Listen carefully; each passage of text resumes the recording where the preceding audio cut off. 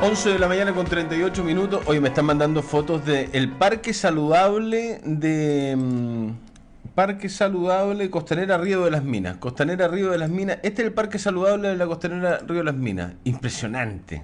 Impresionante. Mire. Parque Saludable de Costanera Río de las Minas. Qué poco cuidado de la gente, del entorno.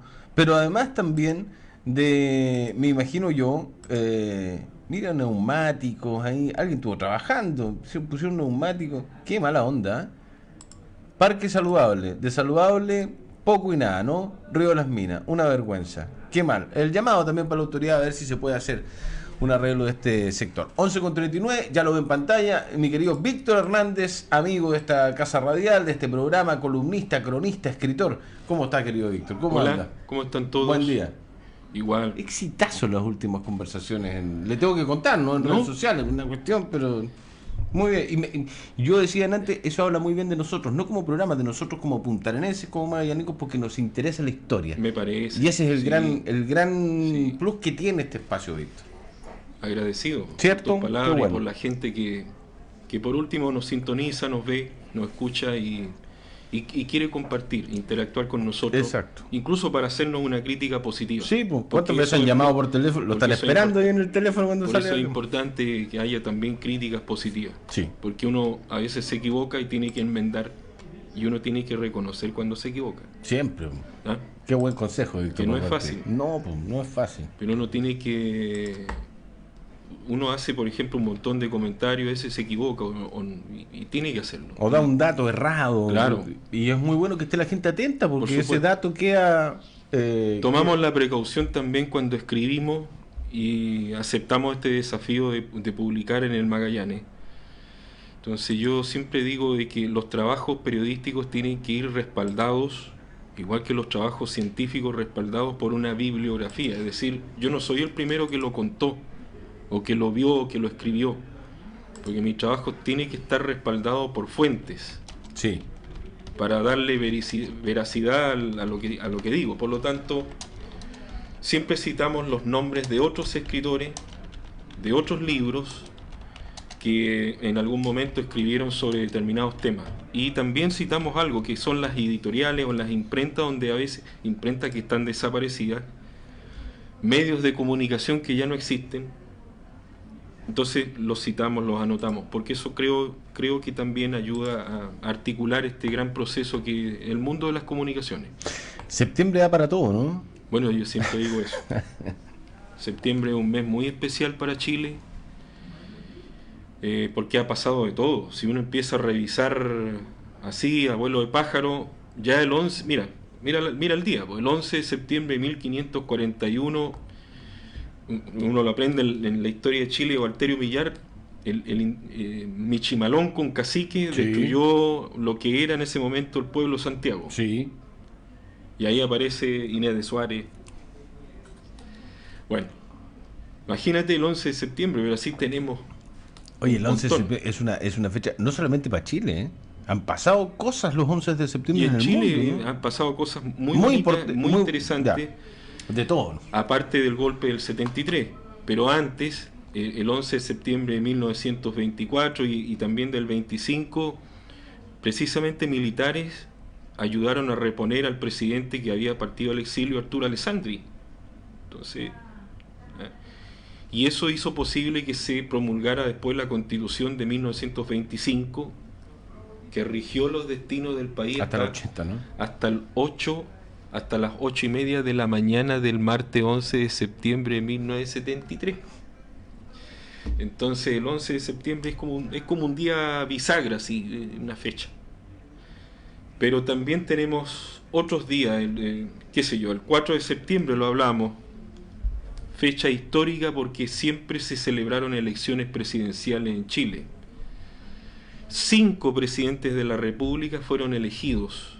5 elecciones presidenciales se realizaron: 1946, 1952, 1958, 1964 y 1970. La última, la que se recuerda más por el triunfo de Salvador Allende, ¿no es cierto? Pero Allende no ganó el 70, así el 4 de septiembre como uno dice, uno piensa. Él obtuvo una mayoría que no fue definitiva, Relativa, dice el Mercurio ese día. Claro, pero mayoría, y de acuerdo a la Constitución del 25, cuando no había mayoría absoluta, el 50% más uno, ¿no?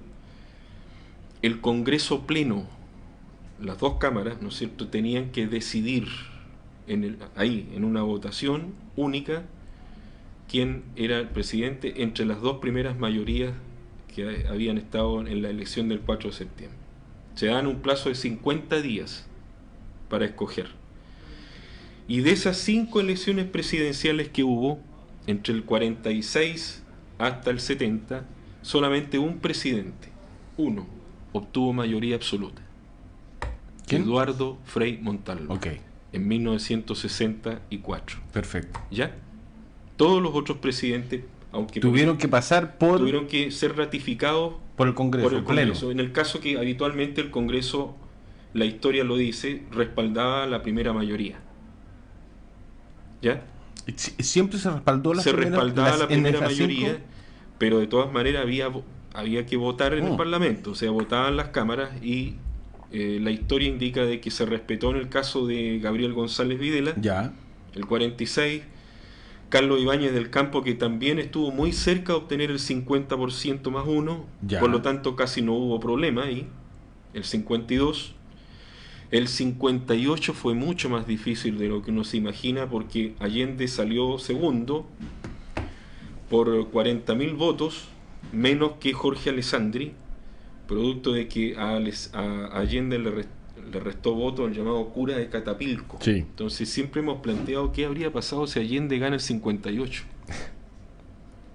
Porque en ese entonces, 58, todavía Fidel Castro no da el golpe allá en Cuba. Por ejemplo. Entonces, eso sí que habría sido extraordinario desde el punto de vista político. Como para analizarlo, cómo hubiesen cambiado las cartas, ¿Quién ¿no? sabe? ¿Quién sabe? Los actores sociales además eran otros. ¿Corrió riesgo si Allende de ser ratificado por el Pleno del Congreso? Eran 30.000 votos la diferencia. ¿Te parece poco lo que pasaron en esos 50 días? Por eso te digo, esos 50 días tienen que haber sido... El asesinato del general Schneider... Todo lo que pasó en esos 50 días, todos los días, la ratificación de Allende pendía de un hilo. Hay que leer el libro del general Prats, ¿no? Ahí Prats hace un recuento, después del 4 de septiembre, 5, día 6, día 7, todos los llamados telefónicos que él recibía de connotados políticos de la época, donde directamente le pedían al ejército que actuara para impedir la ascensión de Allende a la presidencia. Eso está, están ya los registros desclasificados de la CIA. Sí, absolutamente. Tú lo sabes muy bien. Sí. Entonces, sí, claro que sí. Sí, es bueno que la gente lo sepa. Es bueno esa es la gran gracia también de esta conversación de los viernes, la conversación necesaria de historia de los viernes, como lo acabamos de poner en Facebook, en el streaming, porque hay cuestiones que la gente da por subentendidas, o porque los medios de comunicación también se han esmerado de un tiempo a esta parte a invisibilizar algunas cosas. No le gusta el concepto invisibilizar, no, pero es verdad, pues, se deja de hablar de algunas cuestiones, entonces se vuelve invisible. Me da rabia cuando de repente te dicen el problema de los chilotes está invisibilizado. Te estás comiendo un kilo de milcao y está invisibilizado el problema. Eso es una estupidez. Están enojados los chilotes con el 21 de septiembre. Pero es que tienen toda la razón del mundo. ¿Ya? Bueno, aprovecho de pasar el aviso. Viene el Museo de Castro. ¿Cuándo? Los integrantes del Museo de Castro van a estar 12 días acá en Magallanes y en la Patagonia Argentina. Nos vamos a sumar a este proyecto grande que ganaron ellos de reconstruir el periplo de la goleta Ancud. Se va a visitar Punta Arenas, se van a entrevistar a autoridades de acá, escritores, historiadores. Después se va a ir a Puerto Natales, Río Gallego, de ahí Porvenir, Río Grande y retorno a Punta Arenas, entre el 11 de septiembre hasta el 23 de septiembre. Buenísimo. Así que, bueno, por supuesto van a estar invitados acá a estos micrófonos. Sí, al ojo al sábado en la mañana, ¿no? Sí, ¿Cuándo? ¿Este es el otro sábado? No, el otro. El otro sábado, ya. Sí. Y el otro viernes podríamos hablar del periplo, justamente de la goleta Ancud, ¿te parece? El otro viernes nos comprometemos a hablar de la goleta Ancud. fundamental. No es fundamental. Fundamental. Fueron 4 meses. Cuando tú ves la goleta Ancud allá en el Museo de Ancud en Chiloé, tú dices que no puede ser. ¿Cómo no puede esta ser. chalupa que llegó a... No puede ser. ¿Cómo lo hicieron? Ya eso marca un antes y un después, yo creo, en la navegación. Debe ser una de las mayores hazañas, sin lugar a dudas. Marítimas, en aguas chilenas. Claro, porque imagínate cruzar el Golfo, pasar el Golfo de Pena. De partida. De partida con ese barco, no. ¿Cómo venía ese buque? Y meterse al estrecho de Magallanes o canales australes, Sí. que deben haber, o deben ser las aguas con mayores hundimientos de barcos y grandes barcos también Sí, en la historia, ¿no? Sí, por supuesto, sí. A ver, para la época del 1843, la mayoría de los barcos de aquel entonces no pasaban por el estrecho de Magallanes. Daban la vuelta, por decirlo así de una manera muy, muy coloquial, no es la forma correcta de decirlo, pero para que se entienda, ¿no es cierto? Salían del Atlántico hacia el Pacífico vía el Cabo de Hornos. Mira lo que estoy diciendo, del Cabo de Hornos. Entonces la goleta Ancud y el hecho de que se estableciera un pabellón patrio en un lugar ahí en el estrecho de Magallanes, ahí en un lugar llamado Fuerte Bulnes, significó, ¿no es cierto?, de que, oye, podemos a lo mejor ir a reabastecernos ahí a ese lugar. Y después, ya cuando se traslada a Punta Arenas, si bien esto era colonia penal, podían pasar otros barcos de algún modo a reaprovisionarse de víveres y cosas así. Entonces por ahí comienza a dar vuelta esto de que el estrecho de Magallanes es una vía fluvial importante como para unir los dos océanos. ¿Ya? Y se convierte en la vía exclusiva. Por supuesto, una vez cuando el presidente José Joaquín Pérez decreta la ley de Puerto Libre a fines de 1867, ya éramos mezcla de colonia penal y territorio de colonización. Por supuesto, ahí se establece, al haber Puerto Libre empieza el flujo de capitales, empieza a llegar inmigración también extranjera, chilotes también, por supuesto, que vienen a trabajar, comienza a haber construcción, qué sé yo, y eso hace posible la entrada y salida de barcos de distintos calados que pasan por el estrecho de Magallanes y vienen a comercializar, a dejar sus productos. Y ya se puede decir de que el estrecho de Magallanes adquiere la preponderancia que tuvo, ¿no es cierto?, a ver, entre 1890 y 1914. Cuando se empieza a abrir el canal de Panamá. Claro, claro. ¿Cuándo habrán sido las primeras celebraciones de fiestas patrias acá en el territorio? Ya, en Fuerte Bulnes. ¿Sí? Sí, aparece en el libro del... O sea, antes de Sí, trasladarse acá. por supuesto, eso fue una de las iniciativas. Dicen que de los gobernadores antiguos, Pedro Silva, que fue el primero, Pedro Silva, que estuvo 2 veces allá en el Fuerte Bulnes, Justo de la Ribera fue otro, y Santos Mardones, que es el que le toca, no sé, el que decide salir del Fuerte Bulnes y establecerse acá en el sector del río de las Minas, río del Carbón, como le dicen, Sí, y al mar que es ahí donde está la ferretería Marsan, ¿no? Ahí es. Ahí, esa es la primera construcción. La primera construcción. Magallanes y Colón. Magallanes y Colón. Ahora, se dice que fue el padre franciscano Domingo Pasolini, Ya. el que habría instado a estos gobernadores a celebrar La fiesta patria. la fiesta del 18 de septiembre con una especie de Te Deum allá en el Fuerte Bulnes. 1845, 1846 se supone que fueron las primeras celebraciones allá. ¿Ya? Está bueno, es un buen dato ese. Sí, en Fuerte Bulnes. Sí. Ese es un buen dato, y a propósito que el otro viernes, se nos está acabando el tiempo, siempre nos quedamos cortos, pero a propósito del otro viernes vamos a hablar de la goleta Ancud. También podríamos hablar de las fiestas patrias, porque además hay confusiones respecto de por qué se celebra fiestas patrias al lado de las glorias del ejército en una fecha que no es el 12 de febrero, donde Perfecto, realmente sí. se proclama la independencia del país. Hay mucha cuestión que finalmente se vuelve casi una cuestión de marketing con el correr del tiempo. Sí. Bueno, claro que sí. Ahí vamos a tener que esforzarnos un poco y hacerlo fácil para los que nos siguen a través y nos ven. que es un proceso largo de más o menos 10 años, ¿no es cierto?, entre 1810 hasta 1820 aproximadamente, cuando ya la independencia, el proceso de independencia se consolida. Entonces, por ejemplo, poca gente sabe de que la independencia se ratifica o se firma en Concepción. Claro, y no llega hasta mucho rato después a Santiago, pues no se sabía, pues no había celulares. Pues, todavía una decisión de Bernardo Higgins. Bernardo Higgins, que fue casi siempre anti-santiaguino, porque además los santiaguinos por antonomasia, ¿quiénes eran? Los Carrera, miembros de la opulencia, de la aristocracia de la época, y el mismo Manuel Rodríguez, que eran santiaguinos típicos, ¿no es cierto?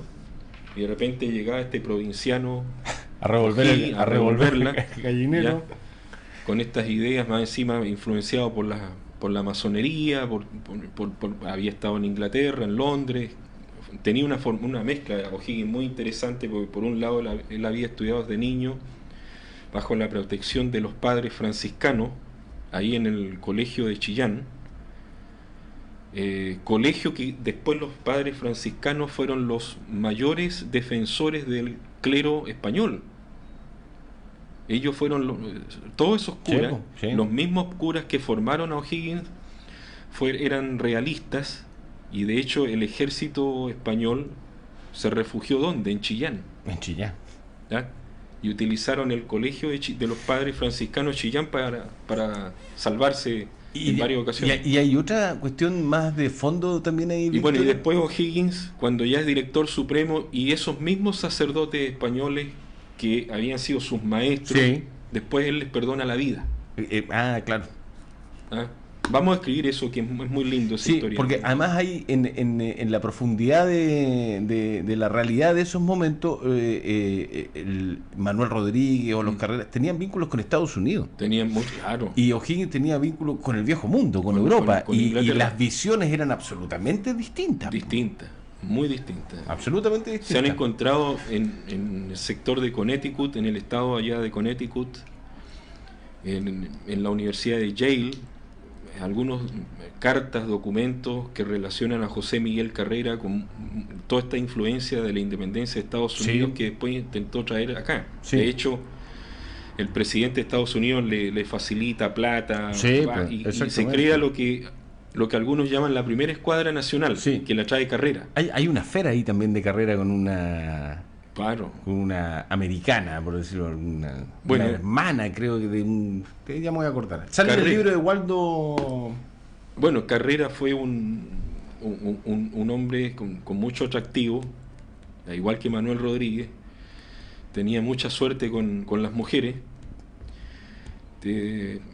Yo creo que O'Higgins también sufrió un poco por eso, ¿no? Sí. Yo creo que sí, efectivamente sí, ¿ya? Imagínate, aparte del arraigo popular que tenía Carrera, sí, el mismo Manuel Rodríguez, que era sí, su secretario, sí, Malandrines. Entonces, sí, también hay mucho de eso, ¿no? Vamos a tener que hacer un extendido, un larga duración, un especial previo a la interesante fiesta. Analizar lo del gobierno de Carrera, porque se crean una serie de... Hoy día está de moda el Instituto Nacional. Sí. Uno dice el Instituto Nacional. ¿Cómo se llama el Instituto Nacional? Se llama Instituto Nacional José Miguel Carrera. Epa.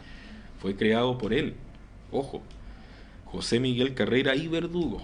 Mire, bueno, le propongo, coordinémoslo, a ver si hacemos un especial de 11 a 12 el otro viernes para hablar de tantas cosas, ¿no? Porque Goleta en Q, Fiestas Patrias Magallanes, Carrera, O'Higgins, Rodríguez, me parece que se merecen un programa especial de Fiestas Patrias. En septiembre también hay otras fechas. Ya hay más fechas. Que nos gustaría considerar en algún momento. Querido Víctor, un abrazo. Un abrazote. Que esté muy bien. Muchas gracias. Chau. Gracias a nuestros gentiles, amables e inteligentes auspiciadores. Don Christopher Césped tuvo los mandos centrales. Muchas gracias, don Christopher. Y en la producción periodística, a la 1 de la tarde, en un ratito nada más, Christopher hace Todos Conectados, Noticias, edición central. Y esta conversación con Víctor Hernández y todo nuestro contenido ya está en Facebook, en el streaming y en toda nuestra plataforma. Un abrazo. Nos vemos el lunes a partir de las 8:15 y hoy día a las 5, análisis regional como todos los viernes, repetición los fines de semana. Que esté muy bien. Gracias por estar. Chao, chao.